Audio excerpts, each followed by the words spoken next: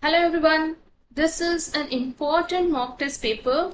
Here you can see many difficult questions, and end of the video let me know how many questions you have make it right, because if you make this paper right then you can exam with more marks. I can assure you that if you are doing this paper right, if you are getting full marks in this paper, up to 95% from this paper, then you are okay. You can do well in JEE Main. Okay, so trust me, solve each and every questions. Take your time, but not more than 30 to 40 minutes. Your target should be only between 30 to 40 minutes to solve chemistry paper. Time is more important, guys. So let's get started with the first question. Let's start solving it quickly. Let's try to finish it by 30 to 40 minutes. Let's try. So number of products formed. The first question which is given in the series of reactions. The first starts with an alkene, then it goes to Grignard reagent, forms a hydrocarbon and X. Again, X is treated with the halo. Okay, so anything with Grignard reagent, we know that this part, this hydrogen particularly, is acidic because S character is mole, right? So what will happen? From Grignard reagent, the alkyl part will obstruct the acidic hydrogen. So to make it as like this, correct? The remaining X part would be, I'm writing it here. So this is our hydrocarbon, and then remaining X part is Me C triple bond C MgBr. Then with halo C2H5 iodine. So it will form magnesium bromide will take up the iodine, so remaining MEC triple bond C C2H5, correct? Then it is undergoing dilute H2SO4 with mercuric sulfate. So what is this reaction? It takes up the Markovnikov addition, right? So from here it is doing Markovnikov addition of what? Of H and OH, correct? So it will get add up over there. OH double bond CH C2H5. This is our Z. Then it is undergoing a reduction. So reduction of this will give you MECHOH, then CH2 C2H5, isn't it? So this is our P. Cool. Then we are moving on to heat and H2SO4. Heat and H2SO4. Once again, that will give you, here you have to note down a simple and very important thing. It can give two type of elimination products. So one product can be CH2 double bond CH CH2 C2H5, and another product is CH3 CH double bond CH C2H5. Out of these two, which is major? Of course this is major, but they are asking the total number of products formed in the end. So let me take these two as a cue. So if this is reacting with ozonolysis, it will give you, ozonolysis means break the bond, put double bond O, double bond O. So this will give you two products, which is our formaldehyde and another aldehyde as well. So CHO, CH2, CH, C2H5. Then again Upon ozonolysis of this will give you CH3 CHO plus C2H5 CHO. So total 4 products are formed from this reaction. So answer to this question is 4. So JEE Main paper will be the combined of easy, medium and difficult questions. Okay, so don't expect easy, don't expect only difficult questions, then you will be fed up with that. Do solve all those parts. Okay, so the second question, in the reaction of P plus Q gives R plus S. The time taken for 75% reaction of P is twice the time taken of 50% of the reaction of P. So which I can say that the T half, which is equal to twice the T75, correct? So T75, which is equal to 2 into T 50%, correct? Okay. The concentration of Q varies. Let's finish with Q till P. So this says this, and then we can see that A naught, which becomes A naught by 2, and again this becomes A naught by 4. Right? This is what happened over here. So which means that it gradually follows the first order reaction. Right? Okay. So in that case, what about Q? So Q, the concentration of Q varies with the reaction time as shown in the figure. As you can see, it is getting decreasing as the time increases. So can you see that it is looking like this? Right? It is getting decreased. So what is this equation related to? That is zero order reaction, isn't it? So overall the rate of the reaction is that K for P, that is 1, and Q, that is 0 order. So overall order becomes 1 plus 0, 1. Cool. Let's move on to the next question. They are asking for X and Y. Okay. So although this is a simple question, let's solve it quickly. So first we are having CH3OH. It is treated with acid. So acid initiates a reaction. So what will that do? The oxygen will take up the proton and becoming H2O plus, and then eventually that will leave the compound, leaving the positive charge on that carbon. Correct? So in that case, this part will attack that carbon, leads to the ring expansion. Lead to ring expansion. The 5-membered ring becomes 6-membered ring now. Correct? Since it is this carbon, it gave all those electrons, this become plus charged now. Okay. So remaining, the hydrogen will leave the compound so that minus charge will be produced over here. So this will become an alkene now. Okay. So now this is our X. Cool. So out of the options, which is getting eliminated first? So out of 4 options, option A and B. That should be a right answer. Okay. Let's move on. X is undergoing oxidative ozonolysis. So ozonolysis, what will happen? This part will get break down into 2.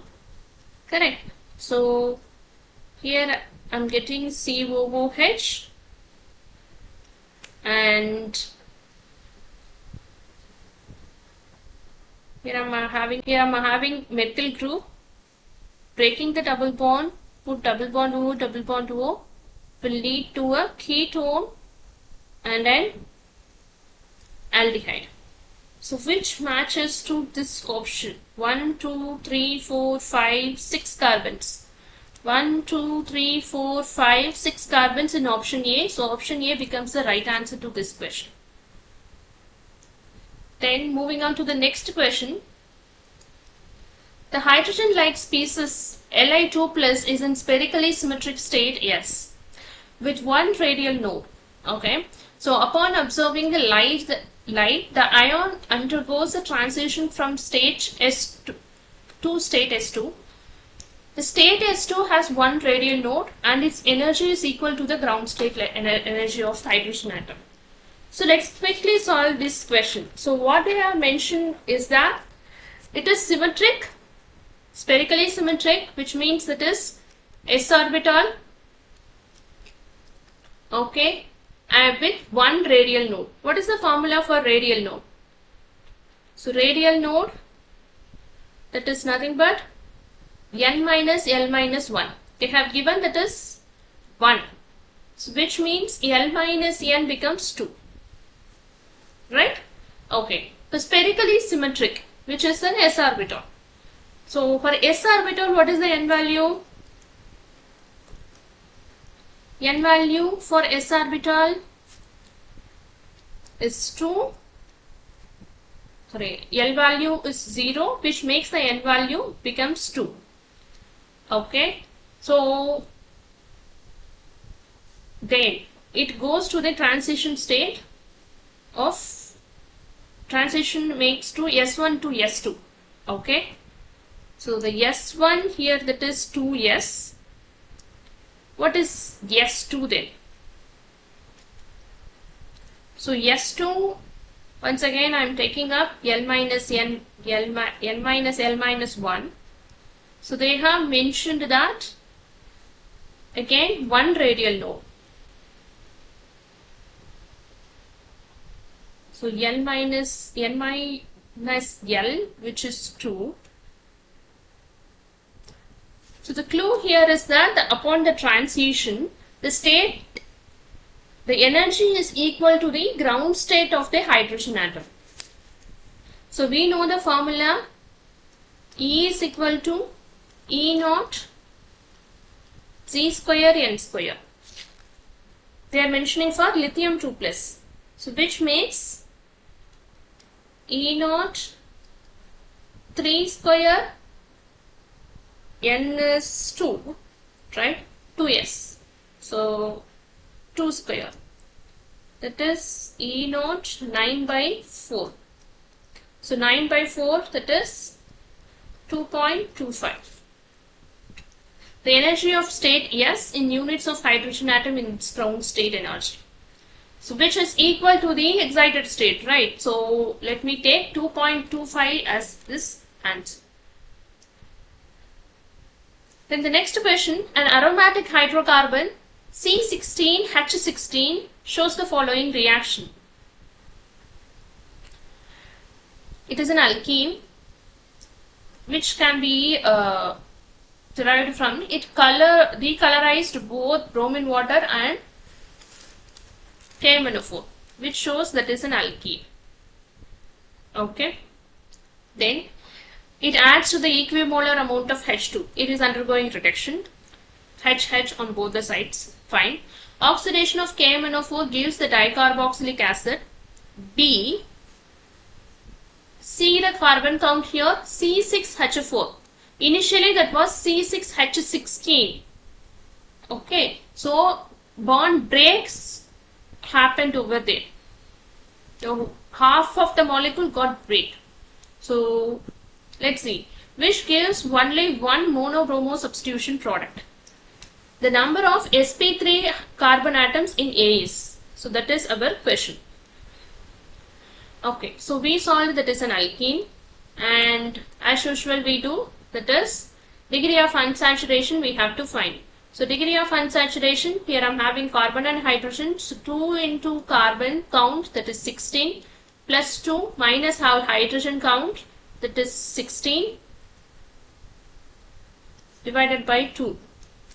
So 16 into 2, 32, 32 plus 2, 34, 34 minus 16, divided by 2, which will give you 18 divided by 2, that is 9. Okay, so 9 is degree of unsaturation. For such a big number of degree of dissociation means there must be a possibility of rings also. Correct. So the more possibility goes for the benzene rings. So let me take a structure of benzene ring. Okay, they have mentioned that is C16 and H16. So I'm taking a 2 benzene ring system. So total the carbon count C6H6, C6H6. So it became C12H12 now. Remaining I have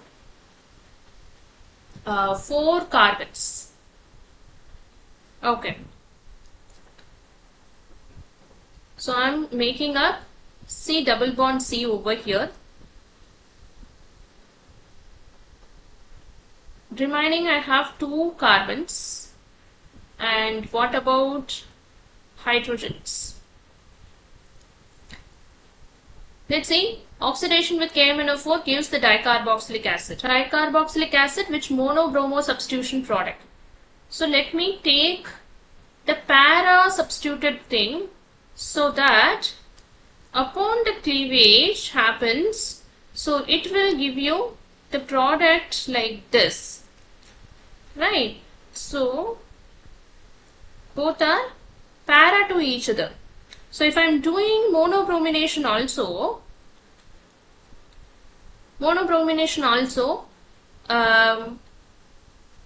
it will give you the product in these 4 positions. All those are mono substituted, but all are equal, right? All are ortho to each other. So any product can be formed that is same only, right?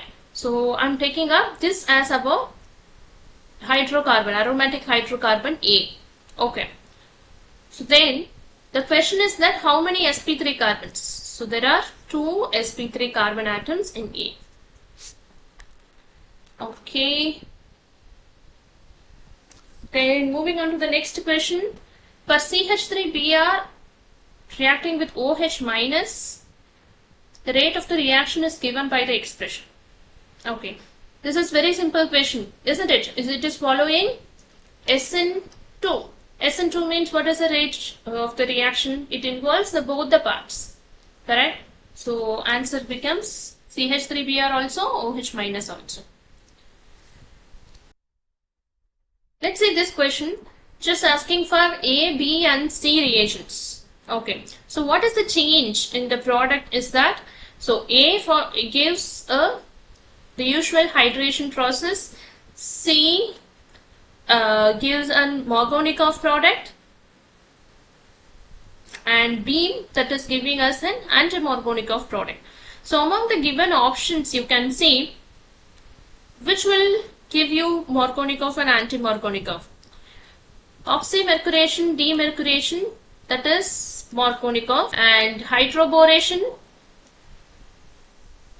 that is anti-Markovnikov, and then the water addition, which isn't requiring the catalyst, is just adding to the most stable carbocation. Okay, so by saying that A is H2O H plus and B is hydroboration, C is oxymercuration, demercuration. Okay, so moving on to the next question. An aldehyde isomeric with allyl alcohol gives a phenyl hydrosome.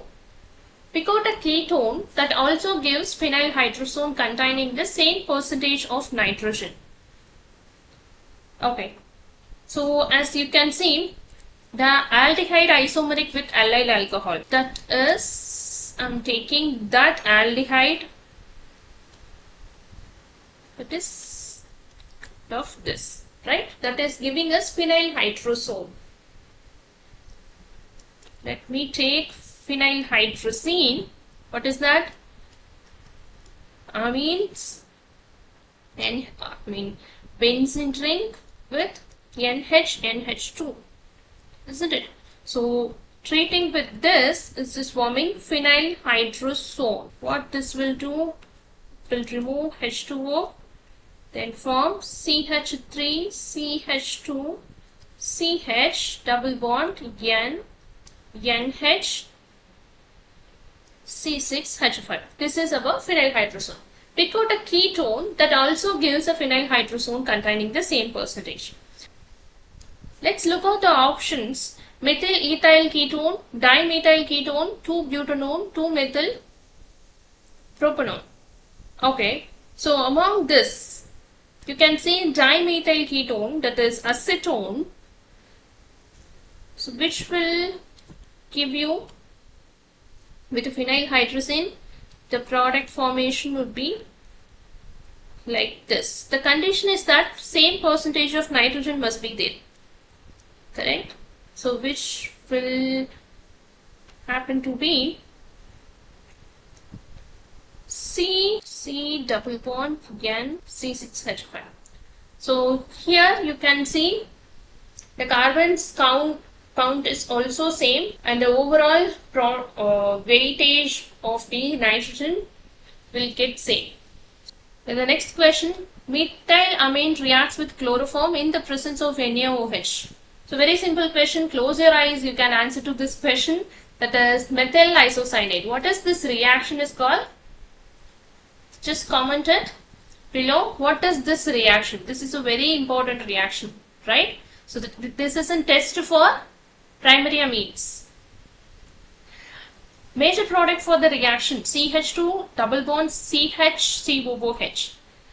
Here you have to note down one thing. Lithium aluminum hydride is a strong reducing agent which will reduce COOH, CHO, ketones, and will that reduce double bond as well? You have to think about that before answering to this question. So will that reduce double bond as well? So I'm attaching the chart in the post, or I'll be giving the link anyhow.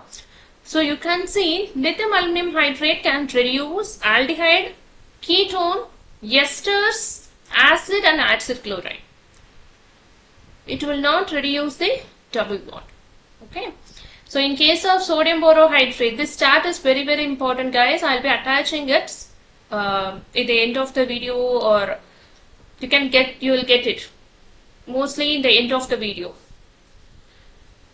So answer to this question becomes the double bond becomes intact, and option A becomes our answer. Then the solution of A and B are prepared by dissolving 1 gram of non-volatile solutes X and Y respectively in 1 kilogram of water. The ratio of depression in freezing point of A and B is found to be 1:4. The ratio of molar masses of X and Y is. Okay, so how to solve this type of questions? This is related to depression and freezing point, right? The ratio is given 1:4. We know that depression and freezing point, which is related to our molality. So what is molality? Moles per kilogram of the solvent. So the molar masses are inversely proportional to the freezing point of depression, which is the right answer? If the depression ratio is 1:4 means the molar ratio becomes 1 by 1:4, that is nothing but 4:1. Right? 4:1. So out of these, which is 4:1? Option B. Okay. So you can see this question. The specific rate constant of the decomposition of N2O5 is 0.0008 minute inverse. The volume of O2 collected after 20 minutes is 16 ml.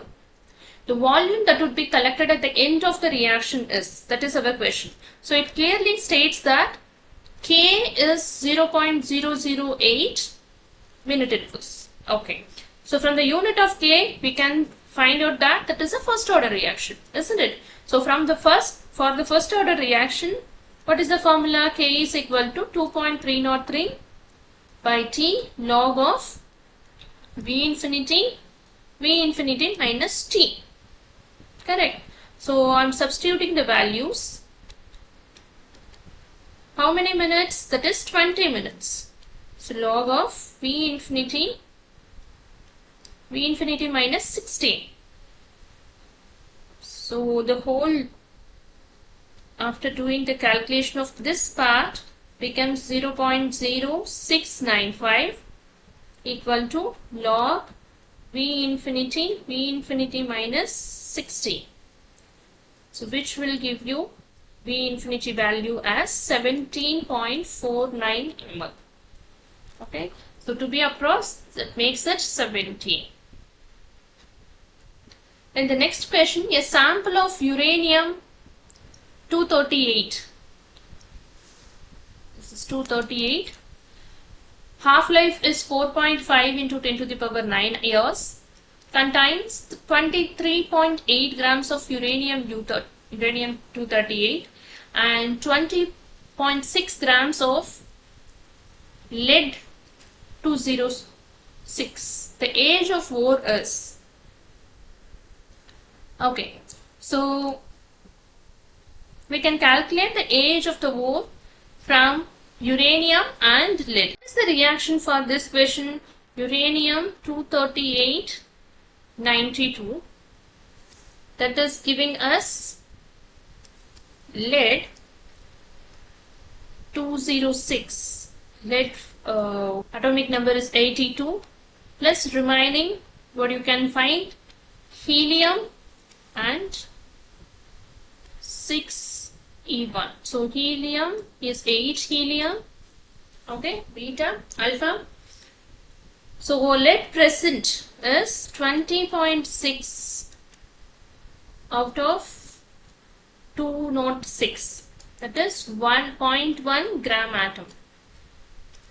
So uranium present, that is 23.8 out of 238, 0.1 gram of atom. So thus we can take that as N is equal to 0.1 gram atom got decayed. So N of uranium present plus uranium decayed, which is 0.1 plus 0.1, which is equal to 0.2 grams. Now we are going to calculate the T. T, which is equal to 2.303 into 4.5 into 10 to the power 9 divided by 0.693 of log 0.2 divided by 0.1. So we get T as 4.5 into 10 to the power 9 years. Okay. Answer to this question is 4.5, 4 or 5. Let's see this question. A solution Fe2SO4 is electrolyzed for X minutes with a current of 1.5 ampere to deposit 0.3482 grams of Fe. The value of X is, so Fe 3 plus 3 electrons, that is becoming Fe, right? So 3 Faraday, that is about 1 mole of Fe deposit. Okay, so which means that 56 grams of Fe, which is 3 into 1 Faraday is 96,500. That is the required amount of charge. Then 1 gram, which will give you 3 into 96,500 divided by 56, just a unitary method. So which will give you for 3482 grams of Fe.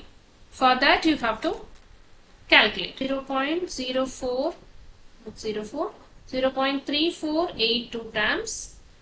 That will becomes 3 into 96,500 divided by 56 into 0.3482. That will give you the answer of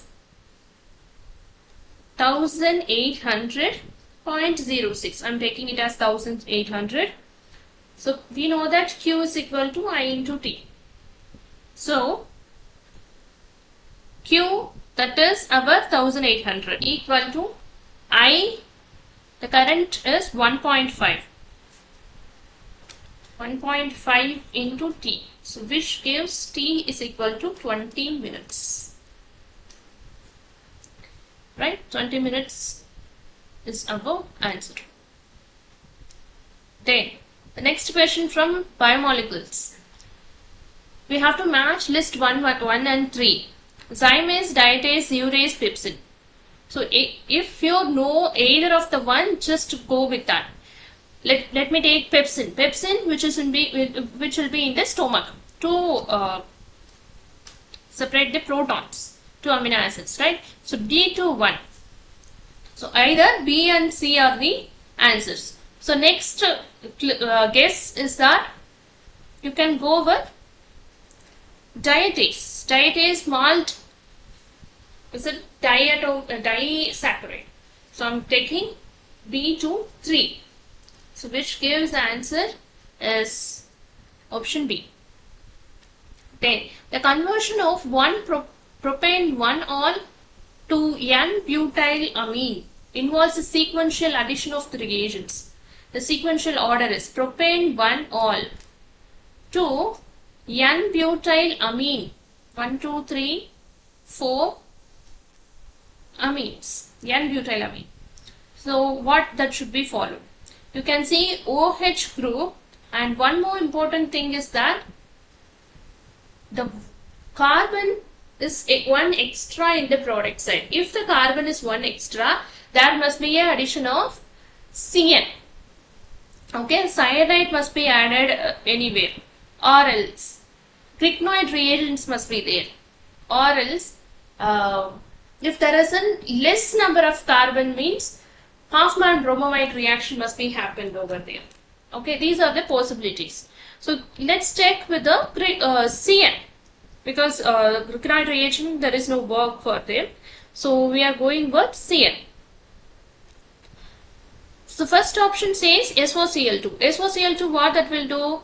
This will take up to Cl, and then that will become Cn. Then followed by the reduction, that becomes CON2, and then with sodium amalgam it becomes CO becomes, what is this reaction? Clemenson to produce CO group becomes CH2. So which will give you the N-butyl amine. So answer to this question is